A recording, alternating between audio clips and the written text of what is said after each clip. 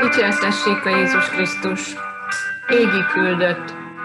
Megnyílott az éj bársonya, fényárban egy égi csoda.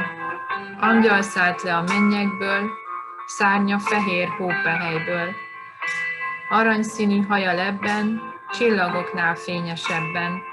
Szemében a holdsugára, ezüst békét hint a tájra. Angyal ő, az ég küldötte, lelked fénnyel betöltötte. Könnyű lépte tovalibben, örömöt hagy minden szívben. Ha a lelked kitakarod, ajándékát befogadod. Boldogság kíséri lényét, megleled újra a békét. Karácsonyi gyertyák fénye, legyen jövőnk új reménye. Költözzön szívünkbe derű, legyen az ünnep gyönyörű. Kedves kerisdiákok, Törő Zsóka versével kívánok mindenkinek áldott, örömteli adventi készületet, és kegyelmekben gazdag karácsonyt minden csodájával együtt. A mielőbbi viszontlátás reményében Böjte Csaba atya könyvének címével búcsúzom.